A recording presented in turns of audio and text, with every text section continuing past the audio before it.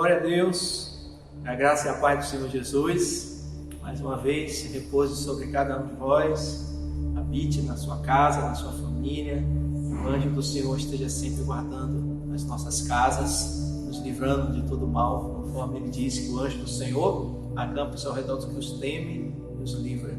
Que assim seja na vida, na família, nos lares de cada um de vocês, em nome do Senhor Jesus.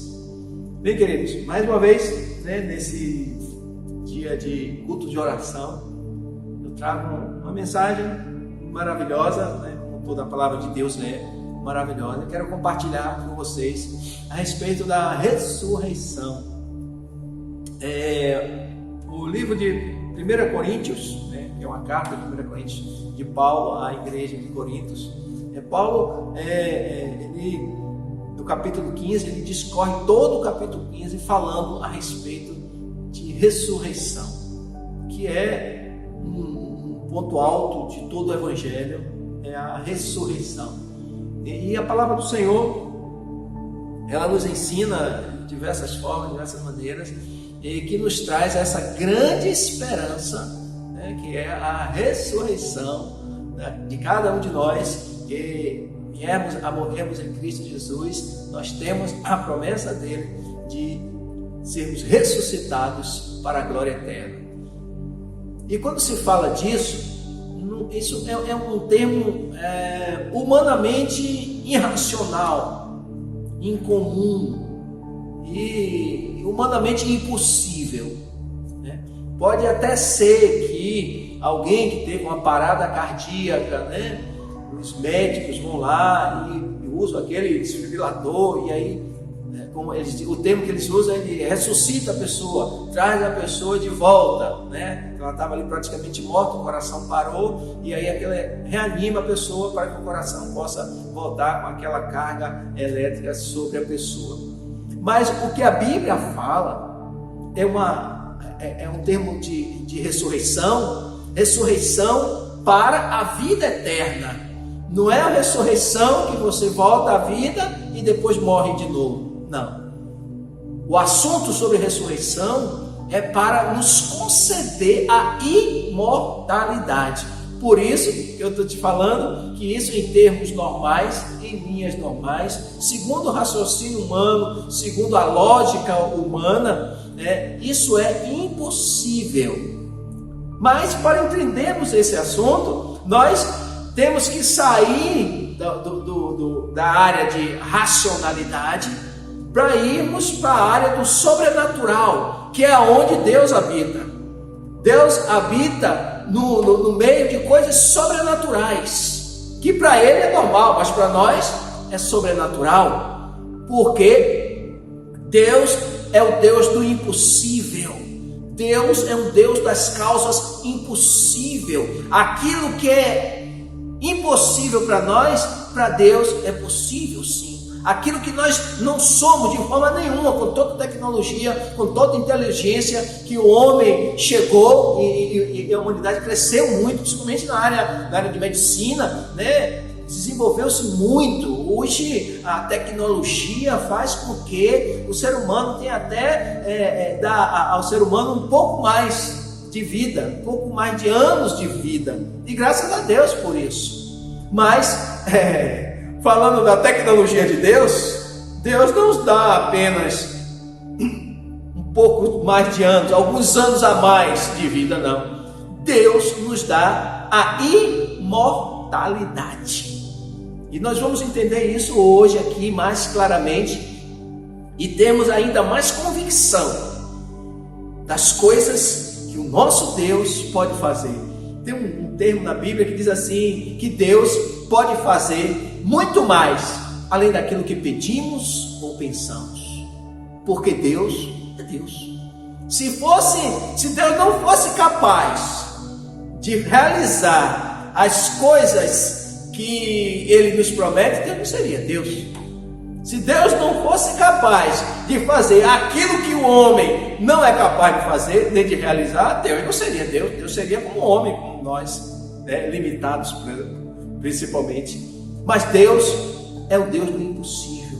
Ou seja, nada é impossível para Deus. tudo Ele pode fazer, né? Haja visto a criação de todas as coisas. Por isso, que quando falamos em ressurreição, há quem não acredite. Há quem não acredite que existe vida eterna. Há quem não acredite que o Senhor Jesus Cristo veio nos dar vida e vida em abundância. E quando Ele fala em vida em abundância, não é essa vida que nós estamos vivendo. Porque vida em abundância não é rodeado de riquezas materiais. Não, Ele está falando de uma vida extraordinária, sem nenhum tipo de preocupação com mais absolutamente nada. Essa é a vida em abundância que o Senhor Jesus Cristo veio nos conceder, e que tenho certeza que essa é a vida que todos nós queremos. Eu principalmente quero, né? Eu quero viver eternamente, eu quero desfrutar de uma vida, sabe assim, de realizações, né? Eu quero desfrutar de uma vida assim, de coisas maravilhosas, extraordinárias. Quero sim, quero. E quem não quer, eu sei que você também quer. E eu te digo hoje que essa vida é possível, porque Jesus nos prometeu isso, porque Jesus veio exatamente nos conceder isso. E aí o apóstolo Paulo, escrevendo uma carta à igreja de Coríntios, a primeira carta aos Coríntios, no capítulo 15, ele fala somente sobre isso, sobre ressurreição, né? Como é grande, eu escolhi apenas algumas passagens, mas o meu desejo era ler todo.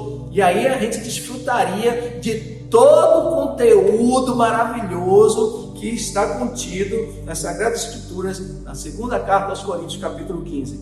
Mas eu escolhi apenas alguns.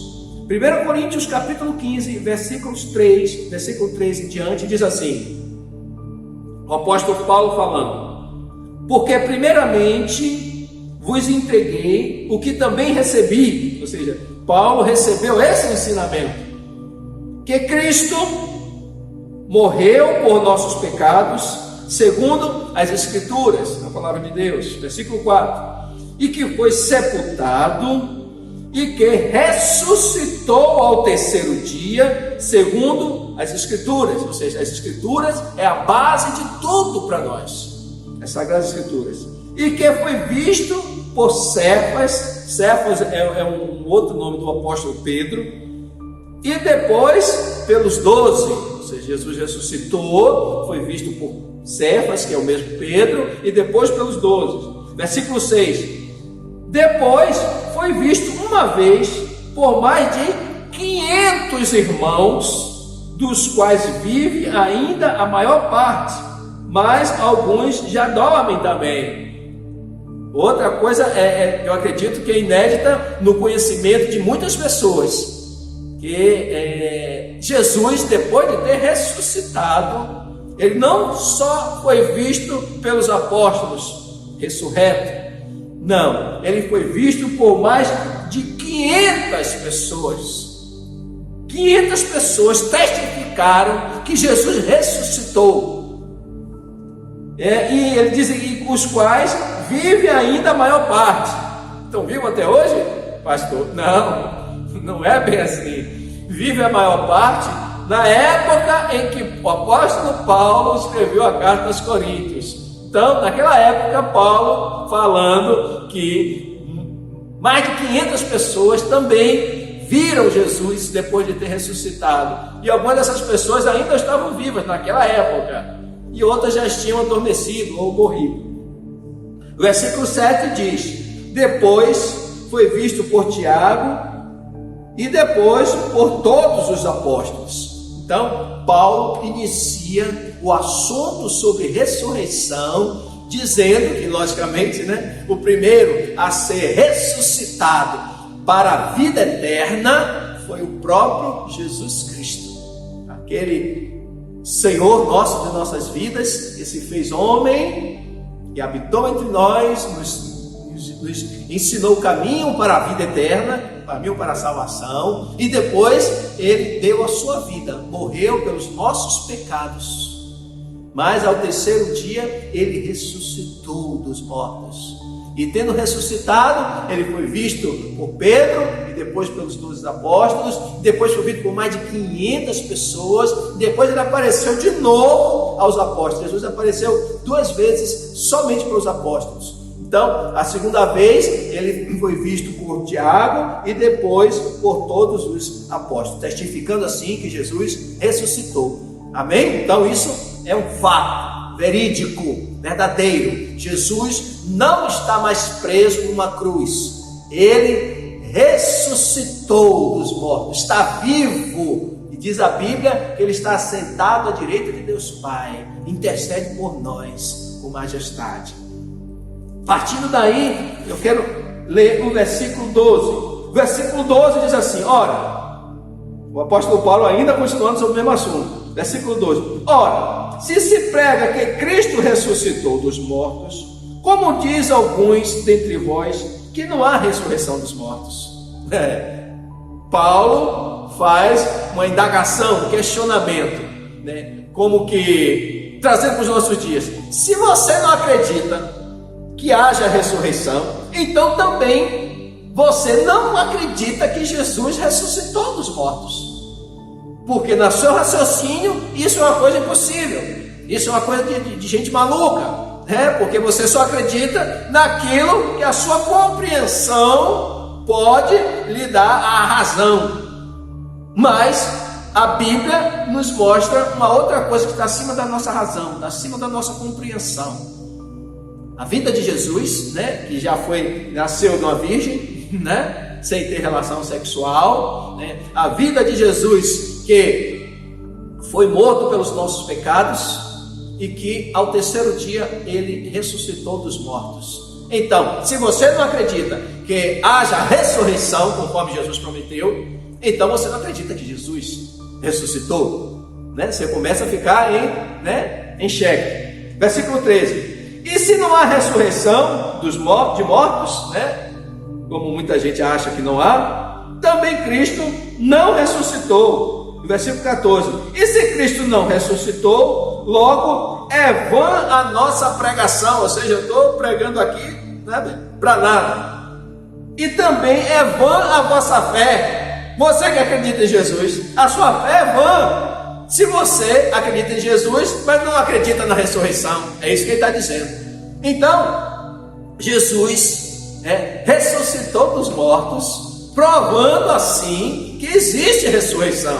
Mas se hoje você diz que não acredita na ressurreição, então você não acredita em Jesus. Se você diz que tem fé em Jesus e não acredita na ressurreição, a sua fé é vã. É isso que o apóstolo Paulo está expondo naquela época para a igreja dos Coríntios, que talvez tinha a mesma dúvida como muitos hoje, no pleno século XXI, também tem. E ele faz essas indagações para a gente pensar, para a gente raciocinar e compreender certas coisas. Uma das coisas que eu quero compartilhar com vocês é que esse mesmo Jesus que ressuscitou dos mortos, ele teve um momento, em que ele perdeu um amigo dele chamado Lázaro. Jesus era amigo de Lázaro e num dado momento veio a notícia que o amigo dele, Lázaro, tinha morrido. Aí o que aconteceu naquele momento? É isso que eu quero ler para vocês. João capítulo 11, versículo 21 ao 27 diz assim, João 11, 21. 21 diz: disse, pois, Marta a Jesus, Marta é a irmã de Lázaro: Senhor, se tu estivesse aqui, meu irmão não teria morrido. Porque Marta conhecia a Jesus e o poder de Jesus, e os milagres que Jesus realizava. Mas agora sei que tudo quanto pedirdes a Deus, Deus tu concederá. Porque Marta já tinha testificado muitos milagres. E o versículo 24 ou 23, disse-lhe Jesus: teu irmão há de ressuscitar. Jesus dizendo a Marta naquela época, porque Lázaro tinha morrido, e ela disse que se Jesus estivesse lá, ele não tinha morrido. Aí Jesus diz a Marta: teu irmão há de ressuscitar.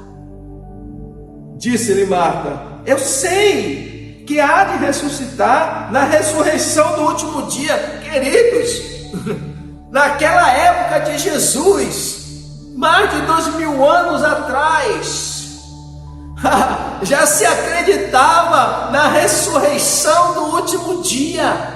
Já se tinha compreensão disso, já se acreditava nesse grande poder de Deus, de devolver ao homem a imortalidade. E Marta sabia disso, e hoje nós, em pleno século 21, nos achamos muito conhecedores de muita coisa, duvidamos de que existe a ressurreição. Então a resposta de Marta foi essa: eu sei que há de ressuscitar na ressurreição do último dia. Versículo 25, disse-lhe Jesus, e agora quero que você ouça com todos os seus ouvidos: eu sou a ressurreição e a vida. Quem crê em mim, ainda que esteja morto, viverá. Foi Jesus Cristo, a pessoa que nós afirmamos que acreditamos, a pessoa que nós oramos, a pessoa que nós clamamos e suplicamos no momento de dor, de angústia. Ele, Jesus Cristo, disse a Marta, eu sou a ressurreição e a vida. Quem crê em mim, ainda que esteja morto, viverá. E ele prossegue dizendo: e todo aquele que vive e crê em mim nunca verá morte. Aí Jesus pergunta assim: crês tu nisso?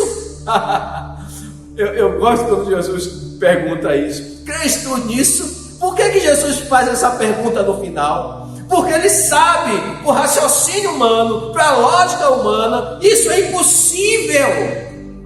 Mas Jesus afirma categoricamente, com todas as letras, dizendo: eu sou a ressurreição e a vida. Quem crê em mim nunca morrerá.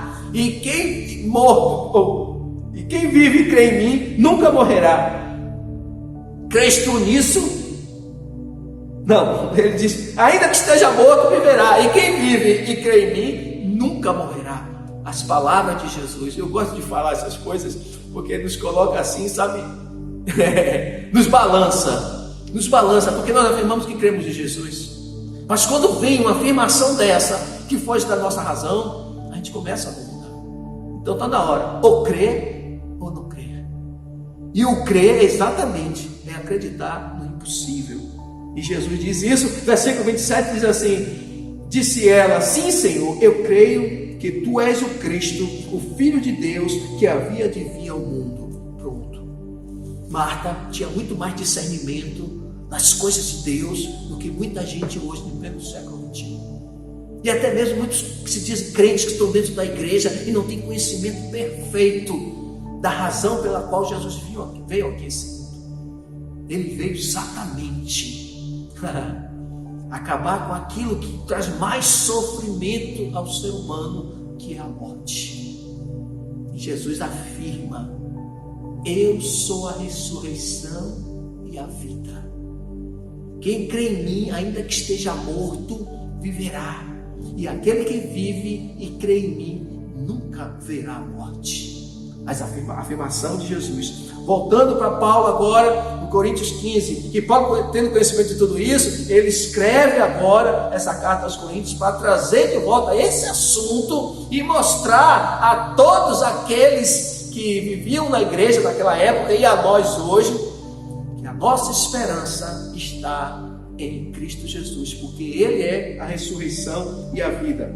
No versículo 16 de 1 Coríntios 15 ainda diz assim, Paulo ainda trazendo argumentos para mostrar às pessoas sobre a ressurreição.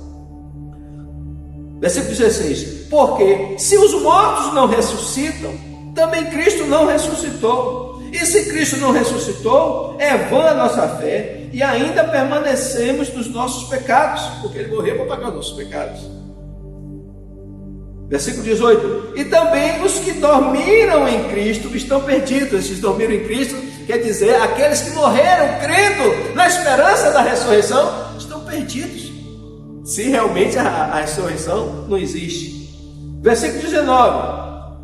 Esse versículo também eu gosto muito, eu cito muito ele. Diz assim: se esperamos em Cristo só nessa vida, nós somos os mais miseráveis de todos os homens. Por que o apóstolo Paulo diz isso? Porque existe realmente muita gente que crê em Jesus só para se dar bem aqui nessa vida. Crê em Jesus para ter uma casa própria, crê em Jesus para arranjar um bom emprego, crê em Jesus para ser curado do câncer, de uma doença mortal, crê em Jesus para dar livramento, crê em Jesus até para conseguir um marido ou uma esposa. A pessoa crê em Jesus. É isso que Paulo está falando, queridos. Se você crê em Cristo somente nessa vida, você é o mais miserável de todos os homens. Ou seja, você tem uma mente tacanha, a sua fé é insignificante, a sua fé só está baseada nas riquezas desses bens materiais. E diga-se de passagem, tem muita gente ensinando isso aí, de você entrar na igreja para você ser rico, entrar na igreja para adquirir bens materiais, entrar na igreja para se dar bem aqui nessa vida. Aí o apóstolo Paulo, contrário a essa doutrina, né? Eu quero nem falar aqui, é contrário a essa doutrina. Ele diz que você que crê em Cristo só para enriquecer, você que crê em Cristo só para adquirir isso, aquilo outro, você é o mais miserável de todos os homens. Por quê? Porque Jesus, ele é poderoso para fazer coisas muito, mas muito superiores a essas riquezas desse mundo, que vai ficar tudo aí. Um dia vai ser tudo destruído. Por isso que o apóstolo Paulo chama a atenção, que se nós cremos em Jesus só para se dar bem aqui, nós não entendemos, na verdade, a razão de Jesus ter vindo a esse mundo, o que ele fez ali naquela cruz, o preço alto, o sofrimento que ele pagou pela nossa salvação. Vamos seguir em frente. Versículo 20 diz assim, ele agora afirma categoricamente: mas agora Cristo ressuscitou dos mortos e foi feito as primícias dos que dormem. Cristo ressuscitou dos mortos e foi as primícias, ou seja, Jesus foi o primeiro dos que morreram, foi o primeiro que ressuscitou para a vida eterna. Versículo 21, porque assim como a morte veio por um homem, ele está falando que é o primeiro homem, Adão, que através de Adão, né, o pecado entrou no mundo e com o pecado entrou a morte. Assim como a morte veio por um homem, também a ressurreição dos mortos veio por um homem. Ele agora está falando de Jesus. Versículo 22, porque assim como todos morrem em Adão, né, que é o natural, né? Alguém diz assim, a coisa mais certa nessa vida é que todo mundo vai morrer, por causa disso, né? Porque Adão pecou lá e a morte entrou no mundo. Então a coisa certa hoje para todo homem que tem uma fé comum é que um dia vai morrer. Assim também todos serão vivificados em Cristo, ou seja, Cristo nos garante a ressurreição e a vida eterna, se crermos, se confiarmos, se tivermos verdadeiro conhecimento da pessoa de Jesus, de tudo que ele fez, e aceitar ele como Senhor e Salvador de nossas vidas.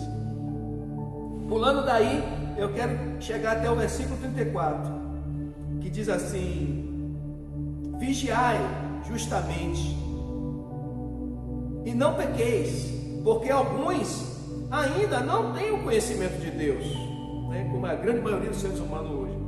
Digo-o para vergonha vossa. Versículo 35. Mas alguém dirá: como ressuscitarão os mortos? E com que corpo virão? Não é uma pergunta boa? Hoje alguém pode perguntar assim: eu acredito que é a ressurreição. E como é que vai ser? Como vai ser a ressurreição dos mortos? E com que corpo virão? Versículo 36, ele diz assim: insensato, o que tu semeias não é vivificado se primeiro não morrer. Ele aí vai explicando mais adiante. E quando semeias, não semeias o corpo que há de nascer, mas um simples grão, como de trigo ou de outra qualquer semente. Aí agora o apóstolo Paulo vai esmiuçar que o homem vai receber para receber um corpo diferente. Ele aí começou dizendo: quando a gente semeia uma semente, a gente não semeia a árvore inteira. Então a semente é jogada na terra e ela morre. Para ela crescer, para ela nascer, ela precisa morrer. E depois que morre, aí é que germina a árvore, ou de trigo, ou de uma mangueira, ou de uma jaqueira, ou de qualquer outra árvore. E é isso que ele está querendo dizer. Versículo 37: e quando semeias, não semeia o corpo que há de nascer, mas um simples grão, como de trigo ou de qualquer outra semente. Mas Deus dá-lhe o corpo como quer, e a cada semente o seu próprio corpo. Entenderam isso aí? Então ele está trazendo, primeiro explicando algo material, para lhe mostrar a verdade espiritual. E ele continua dizendo, versículo 39: nem toda a carne é a mesma carne, mas uma é a carne dos homens, e outra a carne dos animais, e a outra a dos peixes, e outra a das aves. Veja, o apóstolo Paulo começa a trazer exemplos para responder qual é a pergunta. Você já esqueceu, não foi? A pergunta se vai ressuscitar em que corpo? O homem vai receber que corpo? Se já se decompôs, ou foi cremado, né? Ou se apagou, sumiu tudo. É isso que ele está querendo mostrar. Primeiro ele vem mostrando as coisas materiais. Versículo 40: e há corpos celestiais e corpos terrestres, mas uma é a glória dos celestes e outra a dos terrestres. E agora foi lá para cima. Corpos celestiais, as estrelas, né, os astros, os cometas, corpos celestiais, e corpos terrestres, que são os corpos, as coisas aqui terrenas.